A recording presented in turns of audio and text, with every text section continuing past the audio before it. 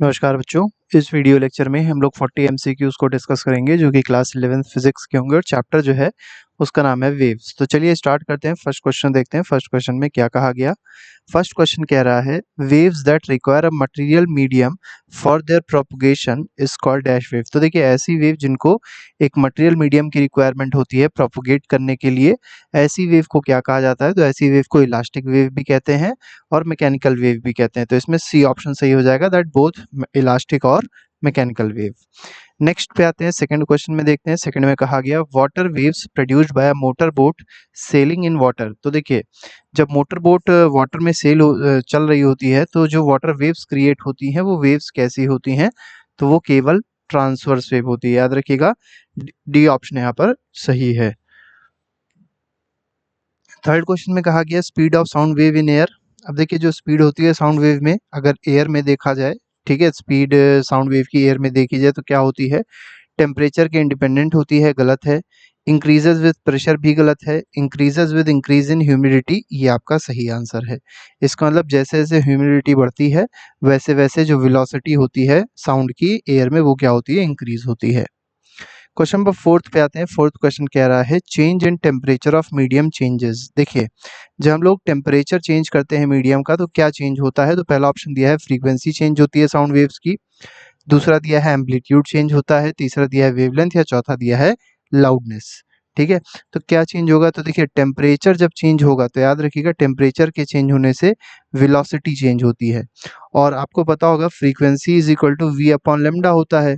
अब फ्रीक्वेंसी तो हमेशा सेम रहेगी, फ्रीक्वेंसी में तो कोई चेंज कभी आ नहीं सकता। तो क्या है, वेलोसिटी जब चेंज होगी तो वेवलेंथ भी चेंज होगा। तो इसमें आंसर क्या आ जाएगा, वेवलेंथ चेंजेस। ठीक है, वेवलेंथ ऑफ साउंड वेव क्या होगी, इसमें चेंज होगी।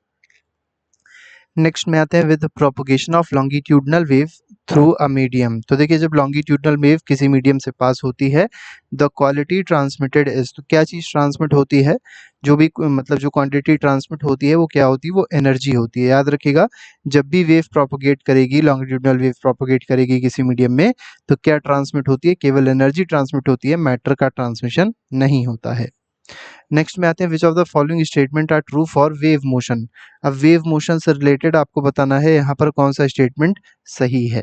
पहला कहा गया mechanical wave can propagate through all mediums, गलत है। ठीक है, वैक्यूम में अगर देखा जाए तो ये इलास्टिक मीडियम में केवल प्रोपगेट कर सकता है। बी में कहा गया longitudinal wave can propagate through solids only, ये भी गलत है।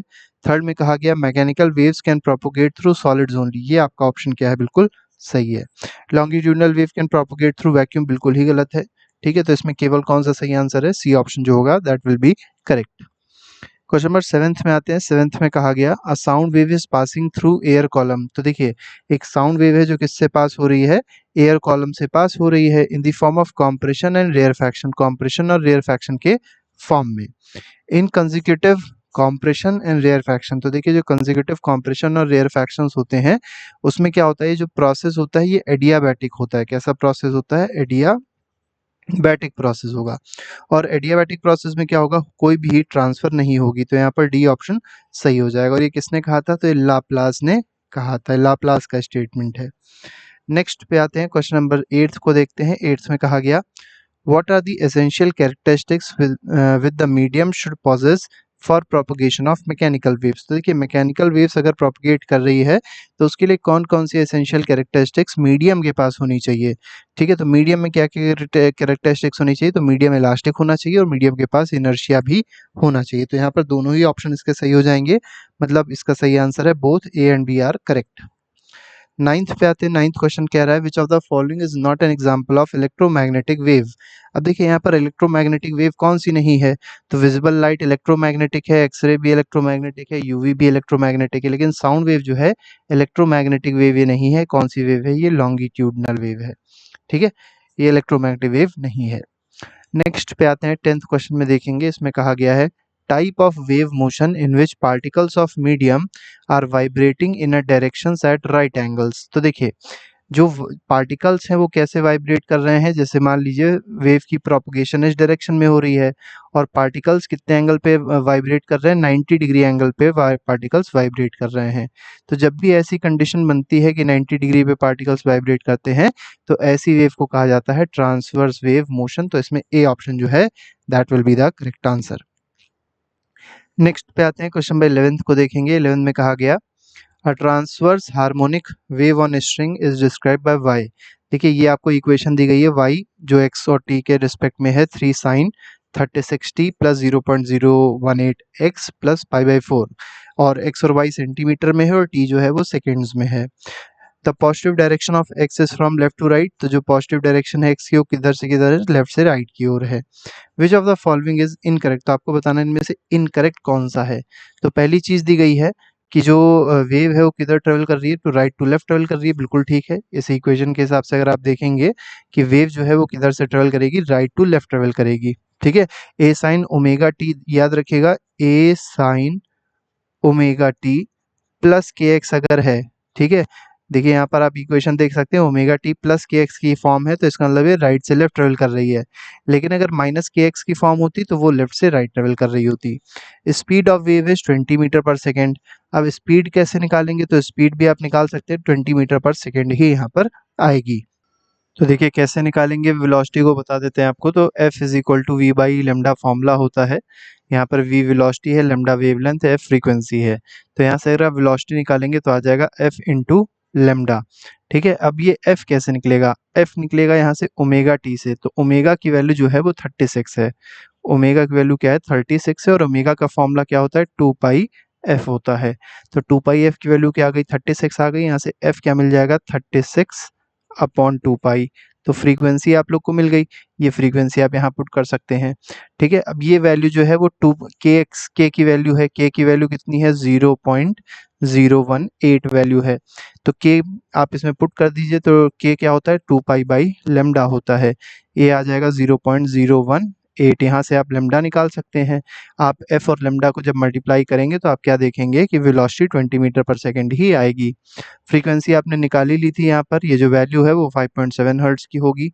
लेकिन यहाँ पर जो least distance between two consecutive crest और ट्रफ जो है ये 2.5 सेंटीमीटर, मतलब जो वेवलेंथ दिया है ये 2.5 सेंटीमीटर है, तो ये 2.5 सेंटीमीटर नहीं आएगा। इसको आप सॉल्व कर लीजिएगा, इसकी वैल्यू कुछ और ही आएगी। तो यहाँ पर डी ऑप्शन जो है वो इनकरेक्ट है। नेक्स्ट में कहा गया the displacement of a string is given by. अब देखिए जो डिस्प्लेसमेंट है स्ट्रिंग की वो एक इक्वेशन से दी गई है, ये आपकी इक्वेशन है यहाँ से पूरी यहाँ तक, ठीक है। Where x and y are in metre and time in seconds the length of string. अब देखिए स्ट्रिंग की लेंथ दी है 1.5 मीटर और इसका मास दिया है 3 × 10⁻² मीटर, ठीक है। तो यहाँ पे देखिए कहा गया है कि जो मास है वो इस कितना दिया है 3 × 10⁻² kg दिया गया है। अब ये इक्वेशन क्या रिप्रेजेंट कर रही है, तो it represents a progressive wave. तो प्रोग्रेसिव वेव तो बिल्कुल भी नहीं है, स्टेशनरी वेव है जिसकी फ्रीक्वेंसी क्या है 60 हर्ट्ज है, ठीक है। दूसरे ऑप्शन में कहा गया है कि ये स्टेशनरी वेव है जिसकी फ्रीक्वेंसी क्या है 60 हर्ट्ज है। तो ये भी जो स्टेटमेंट होगा ठीक नहीं होगा। इसके बाद आते हैं थर्ड स्टेटमेंट में, it is the result of superposition of two waves, बिल्कुल ठीक है। तो देखिए दो वेव्स आ रही हैं, सुपर इम्पोज हो रही हैं और उनकी जो वेवलेंथ है 3 मीटर है, मतलब यहाँ पर जो वेवलेंथ आपको मिलेगी वो कितनी मिलेगी 3 मीटर मिलेगी। मतलब जो वेवलेंथ मतलब कहने का ये है कि जो दो वेव्स आ रही थी सुपर इम्पोज हो रही थी उनकी वेवलेंथ कितनी होगी 3 मीटर होगी, फ्रीक्वेंसी 60 हर्ट्ज होगी और each travelling with speed of 180 metre per second. तो जो जो दोनों वेव्स होंगी वो 180 मीटर पर सेकेंड से ट्रेवल कर रही होंगी और अपोजिट डायरेक्शन में ट्रेवल कर रही होंगी। तो ये ऑप्शन बिल्कुल सही है, तो इसमें सी ऑप्शन जो हो जाएगा वो करेक्ट हो जाएगा। हालांकि इसमें जो है बी ऑप्शन भी करेक्ट होगा क्योंकि यहाँ पर स्टेशनरी वेव का ही फॉर्मेशन होगा और आप देख सकते हैं कॉस ओमेगा टी यहाँ पर आपको दिया ही गया है। तो ये आपकी वैल्यू ओमेगा की है 120 पाई, तो 120 पाई को अगर ओमेगा रख दें, ठीक है, तो ये ओमेगा के बराबर ओमेगा क्या होता है 2 पाई एफ होता है। तो 2 पाई एफ बराबर 120 पाई हो जाएगा। ये पाई कट गया, अब 60 आ रहा है आपका, 60 हर्ट्ज आ रहा है, तो इसका मतलब ये सही है। तो इसमें बी भी सही हो जाएगा और सी ऑप्शन भी आपका सही हो जाएगा। नेक्स्ट में आते हैं, अगला सवाल देखते हैं, क्वेश्चन नंबर 13 है। 13 में कहा गया the distance between two consecutive crest और टू कंसेक्यूटिव ट्रफ, इसको कहा जाता है wavelength. Reciprocal of dash of a wave is called wave number. तो वेवलेंथ का जो रेसिप्रोकल होता है उसको वेव नंबर कहते हैं। मतलब क्या हुआ, 1/, वेवलेंथ बराबर वेव नंबर। वेव नंबर को n बार से रिप्रेजेंट किया जाता है। नेक्स्ट पे आते हैं, the speed of sound waves in a fluid depends upon. तो देखिए जो स्पीड होती है साउंड वेव की फ्लूइड में, वो किस पे डिपेंड करती है, ये आपको यहाँ पर बताना है। तो पहला दिया गया directly on density of medium, बिल्कुल गलत है। दूसरा स्क्वायर ऑफ बल्क मॉडुलस, ये भी गलत है। Inversely proportional to the density, ये सही है। और directly proportional to the bulk modulus, ये भी सही। देखिए वेलोसिटी का फॉर्मूला आपको पता होना चाहिए। वेलोसिटी का फॉर्मूला होता है बीटा अपॉन रो। ये बीटा जो है ये आपका क्या है, बल्क मॉडुलस है। तो directly proportional to bulk modulus square root of bulk modulus हो गया, inversely proportional to square root of density हो गई। तो इसमें सी ऑप्शन भी सही है आपका और डी ऑप्शन भी इसमें सही है। नेक्स्ट में आते हैं 16th क्वेश्चन को देखते हैं। 16th क्वेश्चन में कहा गया during the propagation of a plane progressive wave. तो देखिए जब भी प्लेन प्रोग्रेसिव वेव जो है, मैकेनिकल वेव जो है, जब वो प्रोपगेट करती है तो क्या होता है, ये आपको यहाँ पर बताना है। ठीक है, तो during the propagation of plane progressive wave क्या होगा। तो पहला कहा गया all the particles are vibrating in same phase, ये गलत है, ऐसा नहीं होगा। एम्पलीट्यूड सेम रहेगा, बिल्कुल ठीक है। पार्टिकल्स मीडियम एग्जीक्यूट एसएचएम, ये भी ठीक है। आपका जो पार्टिकल्स होंगे वो एसएचएम एग्जीक्यूट करेंगे। और फोर्थ में कहा गया wave velocity depends on the nature of medium, ये भी आपका ऑप्शन बिल्कुल सही होगा। तो इसमें बी सी डी जो है तीनों ऑप्शन इसमें सही हो जाएंगे। नेक्स्ट आते हैं क्वेश्चन नंबर 17 को देखते हैं। इसमें कहा गया the transverse displacement of a string is given by. देखिए जो ट्रांसवर्स डिस्प्लेसमेंट दिया गया है वो इतना दिया गया है। आपको क्या बताना, all the points on the string between the to consecutive notes vibrate with. तो जितने भी अगर आप देखें पॉइंट्स हैं, ठीक है, दो कंसेक्यूटिव नोट्स के बीच में जितने पॉइंट्स होंगे, नोट्स क्या होता है, एंटी नोट्स क्या होता है, ये भी देख लीजिए। जैसे मान लीजिए ये कोई स्ट्रिंग और इस तरीके से वाइब्रेट कर रही थी, तो ये जो पॉइंट है जहाँ पर एम्पलीट्यूड 0 दिखाई पड़ रहा है, ये आपके नोड्स बन रहे हैं। और जहाँ पर एम्पलीट्यूड मैक्सिमम दिखाई पड़ रहा है, ये आपका एंटी नोड बन रहा है। ठीक है, तो all the points on the string between, तो जितने भी पॉइंट्स हैं इसके बीच में, दो नोड्स के बीच में जितने भी पॉइंट्स होंगे वो कैसे वाइब्रेट करेंगे, ये आपको यहाँ पर बताना है। तो वो सेम फ्रीक्वेंसी के साथ वाइब्रेट करेंगे, सेम फेज के साथ वाइब्रेट करेंगे और डिफरेंट एम्पलीट्यूड के साथ वाइब्रेट करेंगे। यहाँ एम्पलीट्यूड अलग है, यहाँ एम्पलीट्यूड अलग होगा, यहाँ एम्पलीट्यूड अलग होगा। ठीक है, तो इस तरीके से क्या चीज़ सिर्फ नहीं होगी, सेम एनर्जी इसमें केवल नहीं होगी, बाकी तीनों के तीनों ऑप्शन इसमें सही होंगे। नेक्स्ट पे आते हैं, क्वेश्चन नंबर 18 को देखते हैं। The velocity of transverse wave in a stretched string, stress नहीं होगा, स्ट्रेच्ड होगा, STRETCHED, stretched string is proportional. कैसा प्रोपोर्शनल होता है ये आपको यहाँ पर बताना है। तो देखिए डायरेक्टली प्रोपोर्शनल होता है टेंशन के। डायरेक्टली प्रोपोर्शनल किसके होता है, टेंशन के होता है। और इन्वर्सली प्रोपोर्शनल होता है मास पर यूनिट लेंथ के। आप लोग ने फॉर्मूला पढ़ा होगा, velocity is equal to √T upon mu. यहाँ पर वेलोसिटी जो है वही ट्रांसवर्स वेव की वेलोसिटी है स्ट्रेच स्ट्रिंग में, और टी जो है वो टेंशन होता है स्ट्रेच स्ट्रिंग में जो होता है, और म्यू जो होता है वो मास पर यूनिट लेंथ होती है। तो इस तरीके से वेलोसिटी हम लोग निकाल सकते हैं स्ट्रेच स्ट्रिंग में क्या होगी, velocity of wave, transverse wave की वेलोसिटी। नेक्स्ट में आते हैं 19th क्वेश्चन में कहा गया for determining the velocity of sound in gases. देखिए जब हम लोग को वेलोसिटी ऑफ साउंड को डिटरमाइन करना होता है गैसेस में, तो क्या होता है, Newton assume that propagation of sound through a gas is a dash process. तो न्यूटन ने क्या एज्यूम किया, न्यूटन ने एज्यूम किया कि जो प्रोपगेशन ऑफ साउंड होता है वो कैसा प्रोसेस होता है, तो वो आइसोथर्मल प्रोसेस होता है। तो इसमें सी ऑप्शन क्या हो जाएगा, सही हो जाएगा। नेक्स्ट पे आते हैं, क्वेश्चन नंबर 20th देखते हैं। 20th में कहा गया for determining the velocity of sound in gases Laplace assumed that the propagation of sound in air is a dash process। तो लाप्लास ने क्या एज्यूम किया, ये एज्यूम किया कि जो प्रोपगेशन ऑफ साउंड हो रहा है वो कैसा प्रोसेस हो रहा है, एडियाबैटिक प्रोसेस हो रहा है। तो यहाँ पर डी ऑप्शन जो है वो सही हो जाएगा। 21st पे आते हैं, इसमें कहा गया dash of sound in gas varies inversely as square root of its density. ठीक है, तो मतलब ये आप यहाँ पर देखिए, ये भी क्वेश्चन सिंपल सा ही है। तो देखिए यहाँ पर क्या पूछा गया है, डैश ऑफ अ साउंड, मतलब कौन सी प्रॉपर्टी की बात हो रही है साउंड की, जो इन्वर्सली वेरी करती है किसके साथ में, square root of its density. तो देखिए वेलोसिटी जो होती है साउंड की, वो याद रखिएगा इन्वर्सली प्रोपोर्शनल होती है स्क्वायर रूट ऑफ डेंसिटी के। तो यहाँ पर velocity will be the correct answer.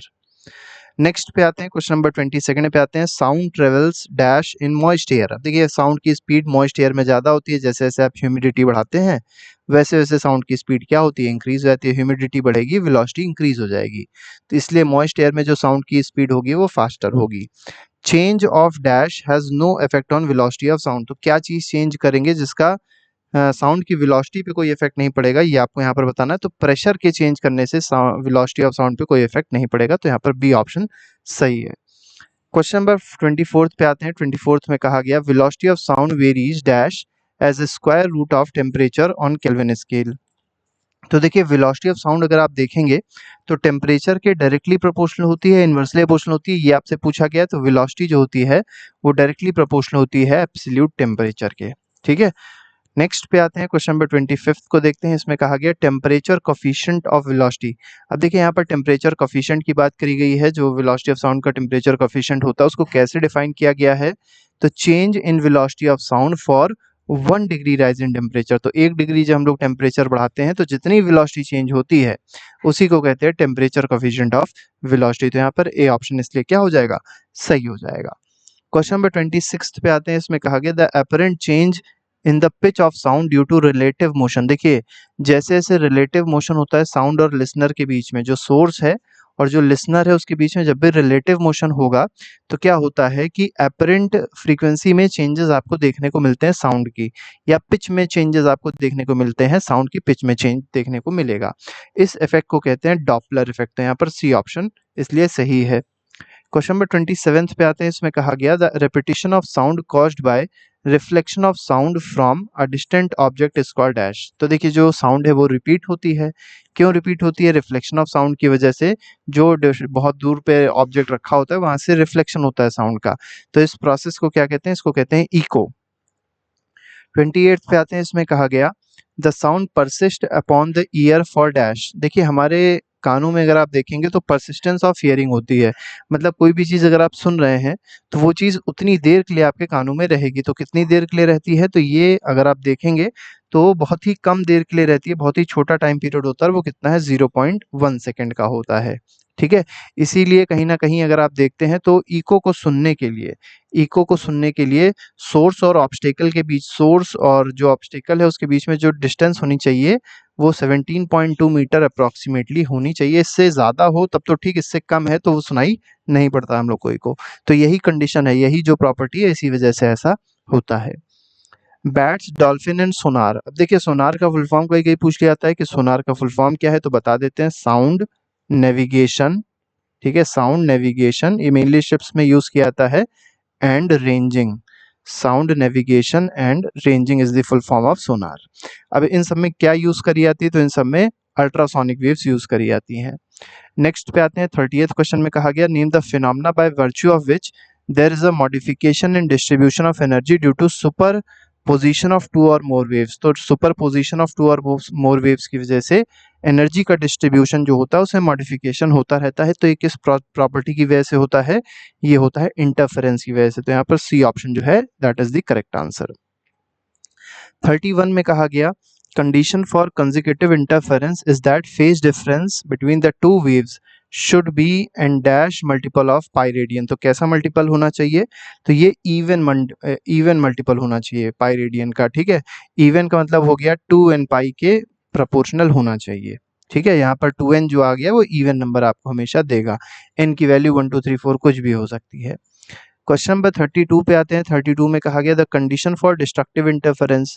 अब देखिए डिस्ट्रक्टिव इंटरफेरेंस में आपसे पूछी गई कंडीशन क्या होती है, तो इस केस में जो फेज डिफरेंस होगा दो वेव्स के बीच में, जो फेज डिफरेंस होगा मतलब डेल्टा फाई जो होगा वो पाई रेडियन का कैसा मल्टीपल होना चाहिए, तो ऑड मल्टीपल होना चाहिए। एन पाई लिखें या 2n-1 पाई लिखें, ठीक है। 2n-1 पाई भी अगर लिखेंगे तो भी ठीक है, ठीक है, क्योंकि n की वैल्यू अगर आप 1 रखेंगे तो ये वैल्यू अपने आप से क्या हो जाएगी, ऑड वैल्यू आ जाएगी। तो इसलिए क्या हो जाएगा, ये आपका एक इस तरीके से कह सकते हैं कि n की वैल्यू 1 2 3 4 आप कुछ भी रखते चले आएंगे तो यहाँ पर जो वैल्यू बनेगी आपकी 2n-1 में, ये वैल्यू ऑड बनेगी, ठीक है। तो ऑड मल्टीपल होना चाहिए, याद रखिएगा। तो यहाँ पर ए ऑप्शन इसमें सही है। 33rd में कहा गया कोहेरेंट सोर्सेज आर दो sources which have dash phase difference between them. तो कैसा फेज डिफरेंस होता है, तो या तो कांस्टेंट फेज डिफरेंस होगा या तो जीरो फेज डिफरेंस होगा, तो दोनों के दोनों हो सकते हैं। तो यहाँ पर सी ऑप्शन सही होगा, आइदर जीरो और constant phase difference between them. ऐसे सोर्सेज को क्या कहते हैं, कोहेरेंट सोर्सेज कहते हैं। और इंटरफेरेंस इन्हीं सोर्सेज से जब वेव्स निकलती हैं तो ही हो पाता है। द नंबर ऑफ बीट्स पर सेकेंड, तो देखिए नंबर ऑफ बीट्स पर सेकेंड की बात करी गई है, किसके बराबर होता है, दो फ्रीक्वेंसी जो होती हैं वेव्स की उसके डिफरेंस के बराबर होता है। तो difference of frequency of the two waves, ठीक है। तो यहाँ पर डिफरेंस आंसर आ जाएगा 34th में। नेक्स्ट पे आते हैं 35th क्वेश्चन को देखते हैं। Which waves are produced when two waves have same amplitude and frequency travelling along the same path. देखिए सेम फ्रीक्वेंसी है, सेम एम्पलीट्यूड है और दोनों सेम पाथ में भी ट्रेवल कर रहे हैं with same speed but in opposite direction. देखिए पाथ तो सेम है लेकिन डायरेक्शन अपोजिट है, ठीक है। डायरेक्शन कैसी है, अपोजिट है। तो कौन सी वेव्स यहाँ पर जनरेट होंगी ये आपको यहाँ पर बताना है। तो यहाँ पर जो वेव जनरेट होगी ये कैसी वेव होगी, स्टेशनरी वेव होगी। यहाँ पर वेव आके रुक जाती है, ठीक है, आगे नहीं बढ़ती है, ठीक है। तो ऐसी वेव को कहते हैं stationary wave. Points on the string having maximum amplitude, तो देखिए जहां पर मैक्सिमम एम्पलीट्यूड होगा उसको एंटी नोड कहा जाएगा। क्या कहा जाएगा, एंटी नोड कहा जाएगा। और जहां पर एम्पलीट्यूड जीरो होता है उसको क्या कहा जाता है, उसको नोड कहा जाता है। तो antinode comma node is the correct answer, that is option number B. 37th पे आते हैं, इसमें कहा गया what is the minimum number of nodes in between the two antinodes. दो एंटी नोड्स के बीच में कितने नोड्स होंगे ये आपको बताना है, ठीक है। ये आपको मेनली यहाँ पर बताना है। तो अगर ध्यान से देखा जाए, जैसे मान लीजिए ये हमारे पास है, ठीक है, ये कुछ है इस तरीके का। दो एंटी नोड्स की बात करी जाएगी, जैसे ये पहला एंटी नोड यहाँ बन रहा है, दूसरा एंटी नोड यहाँ बन रहा है। तो दो एंटी नोड्स के बीच में कितनी नोड्स हैं, तो एक ही तो नोड आई, ठीक है। तो यहाँ पर इसलिए ए ऑप्शन जो है वो सही हो जाएगा। 38 पे आते हैं, phenomena of beats is due to the following properties. तो बीट का जो फिनोमेना होता है वो किस प्रॉपर्टी की वजह से आता है, तो ये इंटरफेरेंस की वजह से आता है। दो वेव इंटरफेयर करती हैं तो कहीं ना कहीं बीट्स का प्रोडक्शन होता है। लेकिन याद रखिएगा जो बीट्स प्रोड्यूस तभी होंगी जब दोनों वेव सेम डायरेक्शन में ट्रेवल कर रही होंगी। नेक्स्ट पे आते हैं, नेक्स्ट क्वेश्चन फॉर 39th है। इसमें कहा गया था frequency of vibration of stretched string is.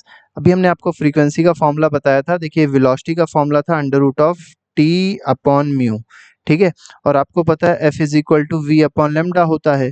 तो सिंपल सा आपको काम करना है कि फ्रीक्वेंसी का फॉर्मूला क्या आ जाएगा, ये आ जाएगा 1 upon lambda under root of T upon mu हो गया, ठीक है। तो फ्रीक्वेंसी भी अगर आप देखेंगे तो रूट ऑफ टेंशन के डायरेक्टली प्रोपोर्शनल है और इन्वर्सली प्रोपोर्शनल किसके, मास पर यूनिट लेंथ के है। तो यहाँ पर ए और बी दोनों ही ऑप्शन सही है, इसका मतलब सी ऑप्शन इसमें सही हो जाएगा। लास्ट क्वेश्चन है आज का, इसमें देख लेते हैं। इसमें कहा गया the tension of wire is 40 Newton. तो देखिए टेंशन दी गई वायर में 40 न्यूटन है और 10 मीटर का वायर है और उसकी मास दी गई है आपको। स्पीड आपको पता नहीं, स्पीड का आपको फॉर्मूला पता है under root of T upon mu होता है। अब देखिए टेंशन की जगह आप पुट कर दिए, टेंशन कितना था, तो टेंशन था 40 न्यूटन, ठीक है। और यहाँ पर म्यू मतलब मास पर यूनिट लेंथ, मास कितना है तो 0.01 और पर यूनिट लेंथ, तो लेंथ ऊपर पहुंच जाएगी, 10 से मल्टीप्लाई कर दीजिए, ठीक है। ये पॉइंट हटेगा, 2 जीरो और बढ़ जाएंगे। तो यहाँ पर 4 के बाद देख सकते हैं कितना आंसर आ गया, अंडर रूट ऑफ 4, 1 2 3 4, 4 जीरो आ गए, 1 2 3 और 4। 4 का अंडर रूट हो जाएगा 2 और यहाँ पर क्योंकि 4 जीरो है तो बन जाएंगे 2 जीरो।